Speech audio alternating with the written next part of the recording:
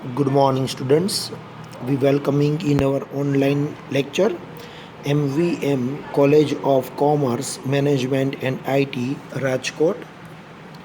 Lecture number 1, Saurashtra University. BCom SEM 4 students. Subject Corporate Accounting 2. Unit number 3. Voluntary liquidation of company. It is our third practical unit.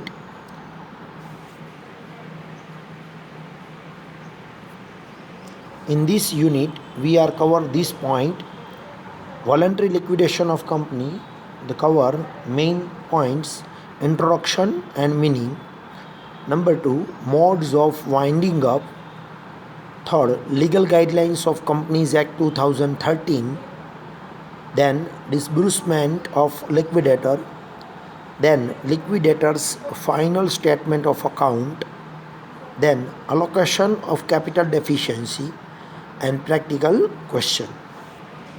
Weightage of this chapter 15 mark.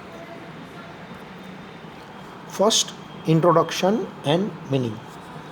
A company has no physical existence and cannot die a natural death. It is a creation of law. All of you know the company creation of law, article of association and memorandum of association, and its corporate life comes to an end by process of law only. It can be wound up under the provisions of Companies Act. Liquidation of company suggests winding up the business of the company, disposing of its assets, paying off such liability and surplus, if any surplus, then return to its shareholders. It must be made clear at the outset that liquidation of company does not mean that the company is insolvent. Both are different, insolvent and liquidations. Even financial sound and company may be taken into the liquidations.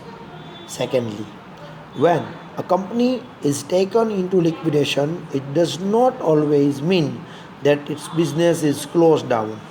It may be wound up for the purpose of reconstructions and amalgamations too. It means there are the different purpose of the liquidations. A company is taken into liquidations for the following reasons, mainly 2 or 3 reasons when the company decided to liquidations. Due to insufficient capital, it may not be able to carry on business profitability and may want to sell business to another company. This is the main first reason. Number 2, when the period of in if any fixed or for the duration of the company by article has expired. Suppose when company start for 10 years, when you company start for the 10 years, then after 10 year you are a liquidation. When the object for which the company was establishment have been fulfilled. Suppose one object when decided and the object was will be complete, then company was liquidated. When due to inefficient management or due to some other reasons, the financial positions of the company has destroyed to such an extent, then it is not possible to continue the business. It means there are the different purposes for the liquidations. Then second point is modes of winding up. As per the section Companies Act 1956 to 70 sections of the Companies Act 2013, the winding up of company may be either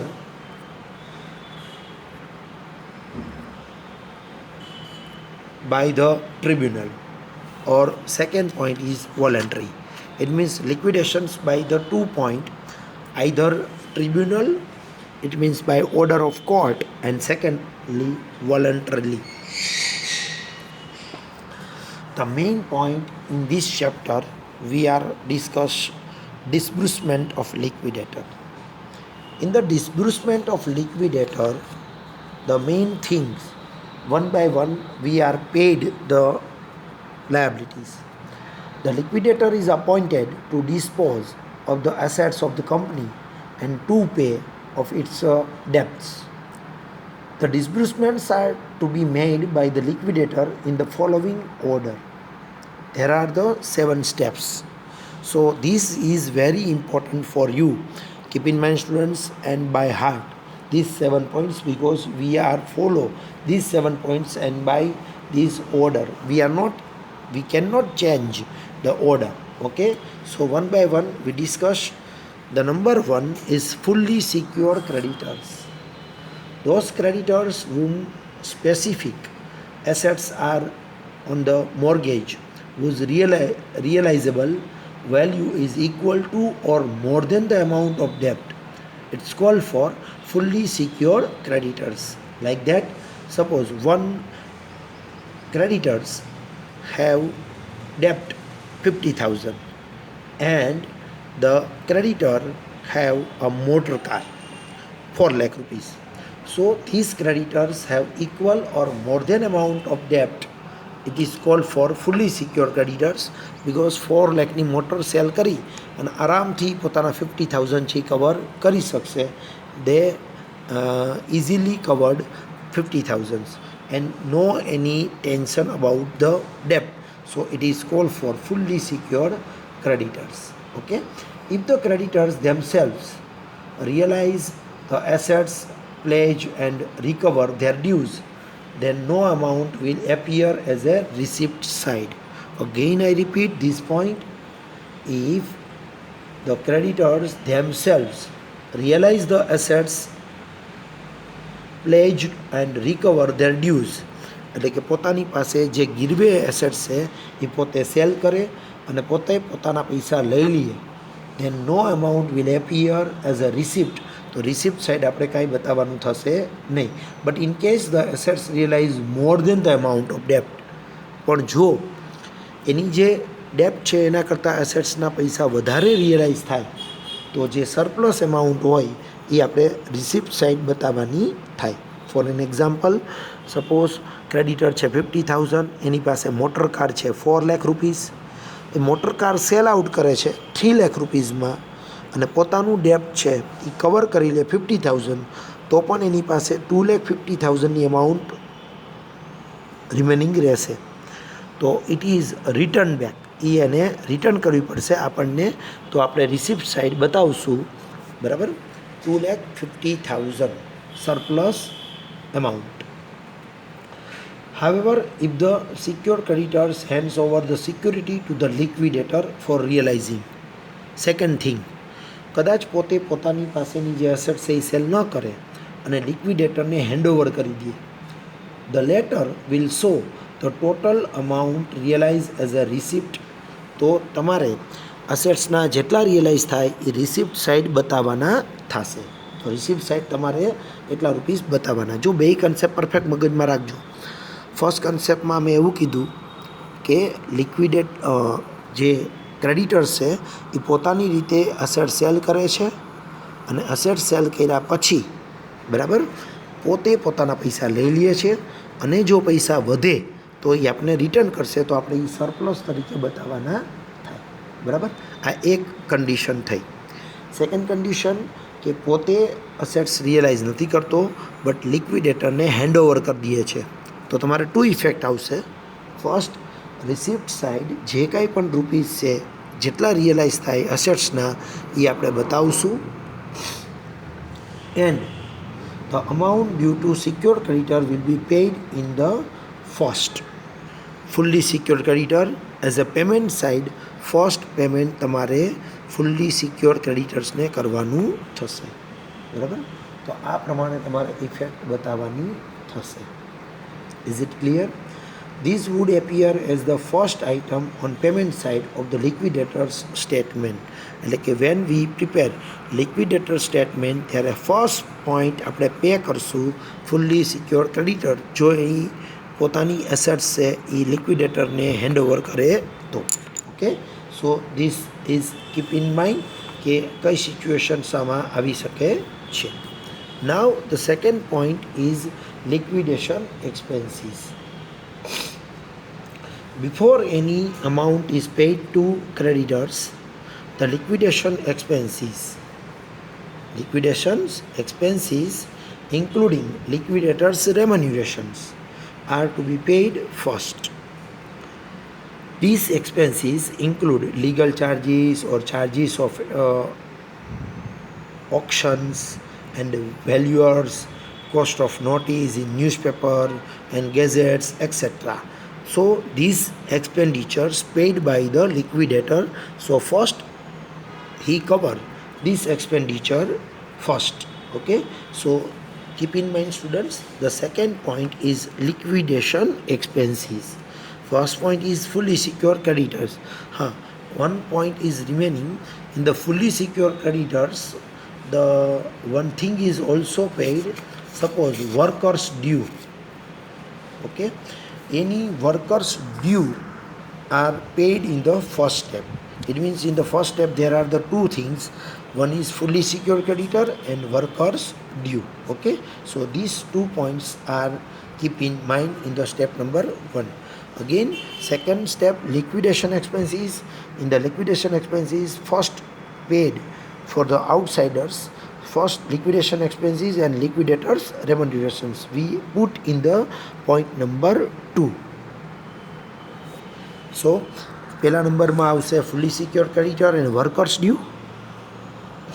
second નંબરમાં આવશે liquidation expenses and liquidators remunerations.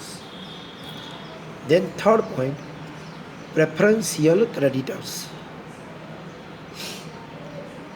Those creditors are preferential to whom their dues are to be paid in full before anything is paid to unsecured creditors. એટલે કે unsecure ક્રેડિટર્સને પૈસા ચૂકવો એની પહેલાં જે preferential creditors છે જે સેક્શન નંબર 327માં સિલેક્શન કરેલા છે એ ક્રેડિટરને સૌથી પહેલાં પૈસા ચૂકવાશે. This is 327 sections as per the Companies Act 2013. The following liabilities of the companies are preferential and shall be paid in priority to all other debts. It means બીજા બધા લોકોને પૈસા ચૂકવો એની પહેલાં આ લોકોને પ્રાયોરિટી આપવામાં આવે છે અને એમાં પહેલાં વહેલા પૈસા ચૂકવાય છે. બરાબર, પેજ નંબર 218 ઉપર આની થિયરી આપેલી છે. સો if you are read page number 218 carefully. Okay, તો એમાં ખાસ કરીને એક ચાર્ટ આપેલો છે. there are 5 things કે જેમાં આપણને એને પહેલાં મૂકેલા છે. તો એ 5 things આપણે સૌથી પહેલાં પે કરશું અને બાકી બધી થિંગ્સ છે એ પછી આપણે ચૂકવશું. તો પ્રેફરન્શિયલ ક્રેડિટર્સમાં આવશે નંબર 1 પોઝિશનમાં amount payable to government payable within last 12 months. એટલે કે લાસ્ટ 12 monthsમાં જે કાંઈ પણ તમારે પે કરવાનું બાકી હોય ગવર્મેન્ટનું તો એ તમારે પે કરવું પડશે. But keep in mind students here only for last 12 month. તમને કન્ફ્યુઝન કરવા માટે એક્ઝામમાં ક્વેશ્ચનમાં એવું આપશે કે 2 પોઈન્ટ આપ્યા હોય, ગવર્મેન્ટના ડ્યુ છે, એક 5000 છે, એક 7000 છે, જેમાંથી એમ કીધું હોય કે 5000 છે એ 2 years પહેલાંનું છે અને 7000 છે એ લાસ્ટ 12 monthનું છે. તો આપણે અહીંયા ખાલી લાસ્ટ 12 monthનું જ લખવાનું થશે. બાકીનું જે પેમેન્ટ છે એ અનસિક્યોર્ડ ક્રેડિટરમાં જાય. એટલે 7000 પ્રેફરન્શિયલ ક્રેડિટર્સમાં આવશે એન્ડ 5000 છે એ જશે અનસિક્યોર્ડ ક્રેડિટરમાં. એટલે કે લાસ્ટ 12 monthનું પ્રેફરન્શિયલ ક્રેડિટર્સમાં આવશે. Is it clear? Then salary of an employee. Salary of an એમ્પ્લોયમાં તમારે ખાસ ધ્યાન રાખવાનું છે કે તમારા કેલ્ક્યુલેશન્સ કરવાનું. એક તો 4 monthની સેલરી ડિસાઇડ કરવાની. બરાબર. સેકન્ડ નંબરનો પોઈન્ટ છે એ છે એકચ્યુઅલ સેલરી અને થર્ડ નંબરનો ફિગર છે એ ફિક્સ અમાઉન્ટ છે 20,000. ધેન આફ્ટર પહેલાં 4 monthની સેલરી ડિસાઇડ કરવાની, પછી એકચ્યુઅલ સેલરી ડિસાઇડ કરવાની અને 20,000. Then after whichever is less. આ 3 ફિગરમાંથી જે લેસ અમાઉન્ટ હોય સેલરીમાં એ તમારે પ્રેફરન્શિયલ ક્રેડિટરમાં લખવાની અને એકચ્યુઅલ સેલરીમાંથી એને માઇનસ કરતાં જો કંઈ ફિગર વધે તો તો એ જશે અનસિક્યોર્ડમાં. બરાબર, તો આ વસ્તુ ખાસ યાદ રાખવાની થશે. જેમ જેમ ક્વેશ્ચનમાં આવશે એમ આપણે કેલ્ક્યુલેશન સમજતા જશું. પણ અત્યારે મગજમાં રાખો, 4 મંથની સેલરી લેવાની છે, દેન એકચ્યુઅલ સેલરી લેવાની છે, દેન 20,000, વિચ એવર ઇઝ લેસ. આ ત્રણમાંથી જે ફિગર લેસ હશે એ આપણે લખશું પ્રેફરન્શિયલ ક્રેડિટરમાં. અને પછી એકચ્યુઅલ સેલરીમાંથી પ્રેફરન્શિયલ ક્રેડિટરમાં જે ફિગર લખો એ ડિડક્ટ કરતાં જે વધે એ આપણે જવા દઈશું અનસિક્યોર્ડ ક્રેડિટર્સમાં. ઓકે, આપણે એક એક્ઝામ્પલ અત્યારે બનાવીને ટ્રાય કરીએ. ધારો કે એક વર્કર છે, એની પર મંથ સેલરી છે એ 3,000 છે, બરાબર છે, અને 6 મંથની સેલરી પે કરવાની બાકી છે. એક એક્ઝામ્પલ બનાવું છું. ધારો કે એક વર્કર છે, એની પર મંથ સેલરી છે 3,000 અને 6 મંથની સેલરી પે કરવાની બાકી છે. તો આપણે આ રૂલ એપ્લાય કરીએ. પહેલાંમાં 4 મંથની સેલરી લખે જુઓ તો 12,000 ફિગર થાય. 4 મંથ ઇન્ટુ 3,000 એટલે 12,000. એકચ્યુઅલ તો એની 6 મંથની બાકી છે એટલે એકચ્યુઅલમાં ફિગર આવશે 6 3 18,000. 18,000 જશે એકચ્યુઅલમાં. અને ત્રીજો ફિગર તો ડાયરેક્ટ લેવાનો છે 20,000. Which amount is less? તો કે 12,000.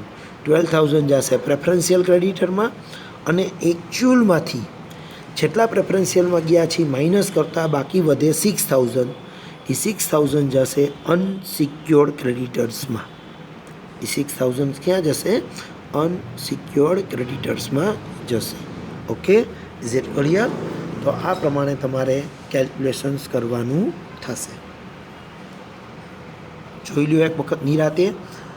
ક્વેશ્ચન છે 3,000 પર મંથ સેલરી છે અને 6 મંથની પે કરવાની બાકી છે.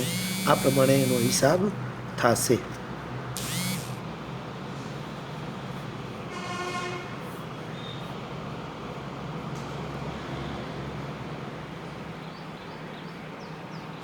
So I think point is very clear. Now the next point, third point એની અંદર પ્રેફરન્શિયલ ક્રેડિટરમાં accrued holidays remunerations to employees આવશે. Holiday remunerations, then contributions to employee state insurance for last 12 months આવશે અને provident fund, pension ને gratuity પણ આવશે. ખાસ યાદ રાખવા જેવા પોઈન્ટ છે, પાછા રિપીટ કરું. પ્રોવિડન્ટ ફંડ આવશે, પેન્શન આવશે, ગ્રેચ્યુટી આવશે અને સેલરી એમ્પ્લોયની જે મેં તમને હમણાં 3 સ્ટેપ બતાવ્યા. 4 મંથ સેલરી એકચ્યુઅલ અને 20,000માંથી જે લેસ હોય આવશે અને ગવર્મેન્ટ ડ્યુ લાસ્ટ 12 મંથનું પ્રેફરન્શિયલ ક્રેડિટર્સમાં આવશે. નાવ the next point is creditors having floating charge. This creditors have a floating charge over the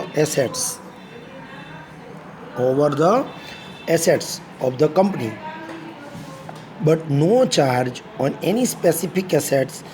They rank only after preferential creditors have been paid in full, like that debenture. આમ યાદ રાખો તો પણ ચાલશે કે creditors having floating charge એટલે debenture કે જેના ઉપર કોઈ ચાર્જ લેવામાં આવ્યો હોય, કંઈ ગીરવે મૂક્યું હોય અને પછી તમે ઇસ્યુ કર્યા હોય તો એમાં ખાસ કરીને આવશે ડિબેન્ચર પ્લસ આઉટસ્ટેન્ડિંગ ઇન્ટરેસ્ટ અને એડિશનલ ઇન્ટરેસ્ટ. ઇફ ડિબેન્ચરને તમે જો લેટ પેમેન્ટ કરતા હો તો તમારે એને એડિશનલ ઇન્ટરેસ્ટ પણ પે કરવું પડે. ફોર એક્ઝામ્પલ, ધારો કે તમે લિક્વિડેશન કરો છો 31 માર્ચ અને પેમેન્ટ આપો છો બધાને 30th જૂન, તો એનો મતલબ એવો થયો કે 3 મંથ તમે લેટ પેમેન્ટ કરો છો તો 3 મંથનું તમારે ડિબેન્ચર ઉપર એડિશનલ ઇન્ટરેસ્ટ દેવું પડે. જો તમારી પાસે 5th પોઈન્ટના પૈસા ચૂકવવાના ન હોય, 5th પોઈન્ટ કોનો છે તો કે અનસિક્યોર્ડ ક્રેડિટર્સ, તમારી પાસે એટલા પૈસા પણ ન હોય કે તમે અનસિક્યોર્ડને ચૂકવી શકો તો તમે એડિશનલ ઇન્ટરેસ્ટ ન દો તો ચાલે, તો એડિશનલ ઇન્ટરેસ્ટ દેવાનું થશે નહીં. અગેઇન આઈ રિપીટ, જો તમારી પાસે સફિશિયન્ટ અમાઉન્ટ હોય અનસિક્યોર્ડ ક્રેડિટરને ચૂકવવા માટેની તો તમારે એડિશનલ ઇન્ટરેસ્ટ દેવાનું થાય. પણ જો તમારી પાસે સફિશિયન્ટ અમાઉન્ટ ન હોય તો એડિશનલ ઇન્ટરેસ્ટ દેવાનું થાય નહીં. એડિશનલ ઇન્ટરેસ્ટ ક્યારે દેવાનું? અનસિક્યોર્ડને ચૂકવવા માટેના પૂરતા પૈસા હોય તો જ દેવાનું થશે. 5th પોઈન્ટ આવશે unsecured creditor. Any surplus left in hands of the liquidator after meeting the claim of the all other creditors. પછી ટર્ન આવશે અનસિક્યોર્ડ ક્રેડિટર. કે જેની પાસે કાંઈ પણ ગીરવે છે નહીં. હા, પાર્ટલી સિક્યોર્ડ ક્રેડિટરને ચૂકવવાના હોય અમુક રકમ અને અમુક રકમ બાકી હોય તો એ પૈસા પણ અહીંયા ચૂકવવા પડે, બરાબર.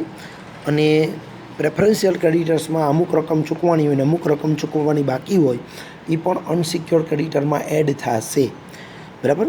કોઈ પણ રકમ અનસિક્યોર્ડ એટલે કે જેની પાસે કંઈ ગીરવે છે નહીં એને આપણે અનસિક્યોર્ડ ક્રેડિટર તરીકે ઓળખીએ છીએ. ઓકે, નેક્સ્ટ પોઈન્ટ આવશે પ્રેફરન્સ શેર હોલ્ડર.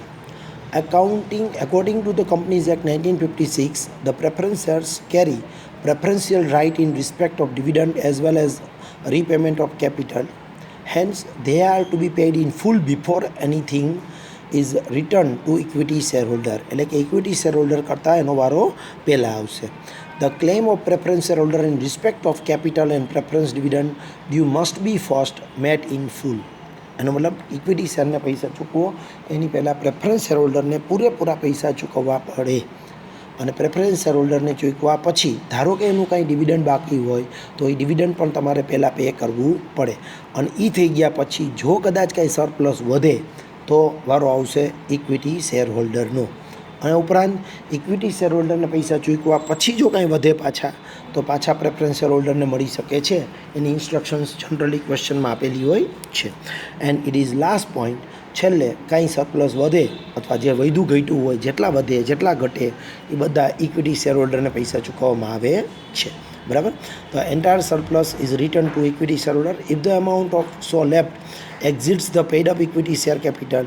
તો સરપ્લસ પાછું ઇક્વિટી શેર અને પ્રેફરન્સ શેર વચ્ચે ડિસ્ટ્રીબ્યુટ થાય. ધારો કે ઇક્વિટી શેરહોલ્ડરને પૂરેપૂરા પૈસા ચૂકવી દો અને પછી પાછા પૈસા વધતા હોય તો ઇક્વિટી અને પ્રેફરન્સ શેરને બેયને પૈસા ચૂકવવા પડે. પણ જનરલી તમે જોશો ક્વેશ્ચનમાં તો ઇક્વિટી શેરહોલ્ડરને પૈસા ઘટતા જ હશે, લેસ અમાઉન્ટ જ હશે, બરાબર. તો આ 7 સ્ટેપ્સ ખાસ તમે નોટ ડાઉન કરી લ્યો. આ સ્ટેપમાં જ તમારે પેમેન્ટ કરવાનું રહેશે. ઓકે, તો 7 પોઈન્ટ્સ એક વખત લાઇન ટુ લાઇન લખી લ્યો તમારી નોટબુકમાં. નંબર 1 પોઝિશનમાં આવશે fully secured creditors. Number 2 liquidation expenses. Number 3 preferential creditors. Number 4 creditors having floating charge. Number 5 unsecured creditors. Number 6 preference shareholders. Number 7 equity shareholders. આ પ્રમાણે તમારે પેમેન્ટ કરવાનું રહેશે. હવે પછીનો જે લેક્ચર આવશે એમાં આપણે જોશું લિક્વિડેટર્સ સ્ટેટમેન્ટ ઓફ એન અકાઉન્ટ. કારણ કે આપણે આખા ચેપ્ટરમાં ખાલી એક જ સ્ટેટમેન્ટ પ્રિપેર કરવાનું છે. લિક્વિડેટર્સ સ્ટેટમેન્ટ ઓફ અકાઉન્ટ આખા ચેપ્ટરમાં તમારે એક જ વસ્તુ પ્રિપેર કરવાની છે, બરાબર. આ પ્રમાણે આપણે બનાવશું, પછી એ પેમેન્ટ આપણે કરી દઈશું. તો નેક્સ્ટ લેક્ચર ખાસ જોઈ લેજો. Liquidators final statement, receipt and payment account કેવી રીતે પ્રિપેર થાય એનું ડેમો આપી દઈશ અને પ્રેક્ટિકલ ક્વેશ્ચન આપણે સ્ટાર્ટ કરી દઈશું. Okay, thank you.